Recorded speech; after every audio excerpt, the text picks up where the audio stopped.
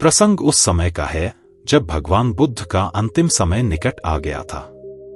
आनंद उनका परम प्रिय शिष्य था और वह 24 घंटे बुद्ध के साथ रहकर उनकी सेवा कर रहा था।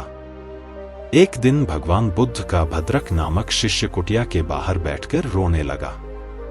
वह बुद्ध की आसन्न मृत्यु से बहुत विचलित हो गया था। बुद्ध के कानों में भद्रक के रोने की आवाज पड़ी तो उन्होंने आनंद से पूछा, आनंद, यह कौन है जो इतने करुण स्वर में रो रहा है? आनंद ने उत्तर दिया, भंते, भद्रक रो रहा है। वह आपके दर्शन हेतु आया है। बुद्ध ने कहा, उसे तत्काल मेरे पास लेकर आओ। भद्रक ने जैसे ही कुटिया में प्रवेश किया, वह बुद्ध के चरणों में सिर रखकर रोने लगा। बुद्ध ने स्नेह से पूछा, क्या बात है वत्स, क्यों रो रहे हो? भद्रक बोला, भंते, जब आप हमारे साथ नहीं होंगे तब हमारा मार्गदर्शन कौन करेगा? कौन हमें अंधकार से प्रकाश तक ले जाएगा? उसकी बात सुनकर बुद्ध मुस्कुरा दिए। फिर बड़े ही स्नेह से उसके सिर पर हाथ फेरकर बोले, भद्रक, ज्ञान का प्रकाश तुम्हारे ही भीतर है, उसे बाहर मत खोजो। जो अज्ञानी जन ज्ञान को तीर्थों, देवस्थानों या गुफाओं में भटक कर खोजने का प्रयास करते हैं, उनके हाथों सिवाय निराशा के कुछ नहीं लगता। इसके विपरीत मन, वचन, कर्म से एकनिष्ठ होकर साधना करने वालों की आत्मा स्वतः ज्ञानालोकित हो जाती है।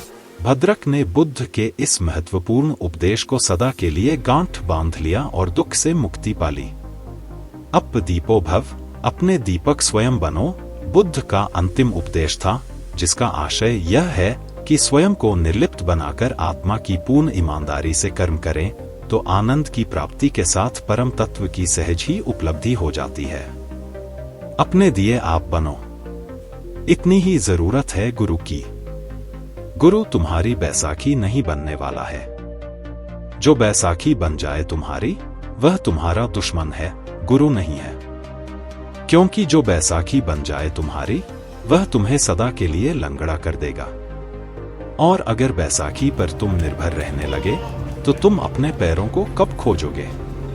अपनी गति कब खोजोगे? अपनी ऊर्जा कब खोजोगे? जो तुम्हें हाथ पकड़कर चलाने लगे, वह गुरु तुम्हें अंधा रखेगा। जो कहे, मेरा तो दिया जला है, तुम्हें दिया जलाने की जरूरत क्या?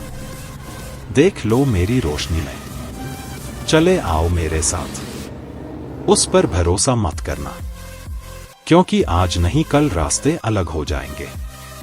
कब रास्ते अलग हो जाएंगे कोई भी नहीं जानता। कब मौत आकर बीच में दीवार बन जाएगी कोई भी नहीं जानता। तब तुम एकदम घुप अंधेरे में छूट जाओगे। गुरु की रोशनी को अपनी रोशनी मत समझ लेना, ऐसी भूल अक्सर हो जाती है। सूफियों की कहानी है कि दो आदमी एक रास्ते पर चल रहे हैं। एक आदमी के हाथ में लालटेन है और एक आदमी के हाथ में लालटेन नहीं है। कुछ घंटों तक वे दोनों साथ साथ चलते रहे हैं। आधी रात हो गई, मगर जिसके हाथ में लालटेन नहीं है, उसे इस बात का ख्याल भी पैदा नहीं होता कि मेरे हाथ में लालटेन नहीं है। जरूरत क्या है? दूसरे आदमी के हाथ में लालटेन है और रोशनी पड़ रही है, और जितना जिसके हाथ में लालटेन है उसको रोशनी मिल रही है, उतनी उसको भी मिल रही है जिसके हाथ में लालटेन नहीं है। दोनों मजे से गपशप करते चले जाते हैं। फिर वह जगह आ गई जहां लालटेन वाले ने कहा, अब मेरा रास्ता तुमसे अलग होता है, अलविदा। फिर गुप्प अंधेरा हो गया। आज नहीं कल गुरु से विदा हो जाना पड़ेगा, या गुरु विदा हो जाएगा। सद्गुरु वही है जो विदा होने के पहले तुम्हारा दिया जलाने के लिए तुम्हें सचेत करे। इसलिए बुद्ध ने कहा है, अप दीपो भव, अपने दिए खुद बनो। यह भी जिदंगी भर कहा, लेकिन नहीं सुना लोगों ने। जिन्होंने सुन लिया उन्होंने तो अपने दिए जला लिए, लेकिन कुछ इसी मस्ती में रहे कि करना क्या है। बुद्ध तो हैं। आनंद से कही यह बात उन्होंने। आनंद भी उन्हीं नासमझों में एक था जो बुद्ध की रोशनी में 40 साल तक चलता रहा। स्वभावतः 40 साल तक रोशनी मिलती रहे तो लोग भूल ही जाएंगे कि अपने पास रोशनी नहीं है, कि हम अंधे हैं। 40 साल तक किसी जागे का साथ मिलता रहे तो स्वभावतः भूल हो जाएगी। लोग यह भरोसा ही कर लेंगे कि हम भी पहुंच ही गए। रोशनी तो सदा रहती है, भूल चूक होती नहीं, भटकते नहीं, गड्ढों में गिरते नहीं। और आनंद बुद्ध के सर्वाधिक निकट रहा। 40 साल छाया की तरह साथ रहा, सुबह सांझ, रात दिन। 40 साल में एक दिन भी बुद्ध को छोड़कर नहीं गया। बुद्ध भिक्षा मांगने जाएं तो आनंद साथ जाएगा, बुद्ध सोएं तो आनंद साथ सोएगा, बुद्ध उठें तो आनंद साथ उठेगा। आनंद बिल्कुल छाया था, भूल ही गया होगा, उसको हम क्षमा कर सकते हैं। 40 साल रोशनी ही रोशनी, उठते बैठते रोशनी, जागते सोते रोशनी, भूल ही गया होगा। फिर बुद्ध का अंतिम दिन आ गया, रास्ते अलग हुए और बुद्ध ने कहा कि अब मेरी आखिरी घड़ी आ गई, अब मैं विदा लूंगा। भिक्षु, किसी को कुछ पूछना हो तो पूछ लो, बस आज मैं आखिरी सांस लूंगा। जिन्होंने अपने दिए जला लिए थे वे तो शांत अपने दिए जलाए बैठे रहे, परम अनुग्रह से भरे हुए कि न मिलता बुद्ध का साथ तो शायद हमें याद भी न आती कि हमारे भीतर दिए के जलने की संभावना है, तो भी हमने न जलाया होता। हमें यह भी पता होता कि संभावना है, जल भी सकता है, तो विधि मालूम नहीं थी।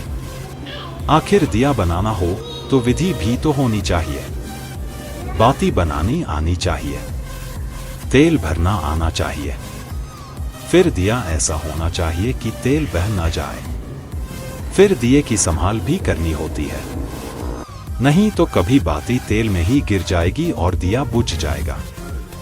वह साज संभाल भी आनी चाहिए, विधि भी आनी चाहिए, फिर चकमक पत्थर भी खोजने चाहिए, फिर आग पैदा करने की कला भी होनी चाहिए। तो अनुग्रह से भरे थे। जिन्होंने पा लिया था वे तो शांत चुपचाप बैठे रहे। सम्मान के योग्य सिर्फ वो जिसने सत्य को सम्मान दिया।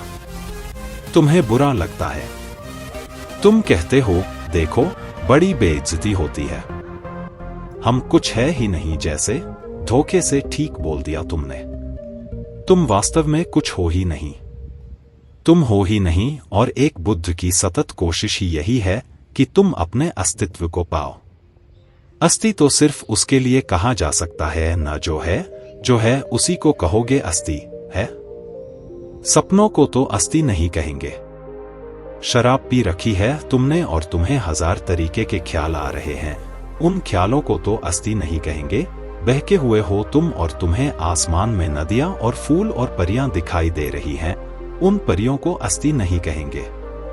तुम अस्तित्वमान हो कहां? तुम बेहोशी में देखा हुआ अपना ही ख्वाब हो।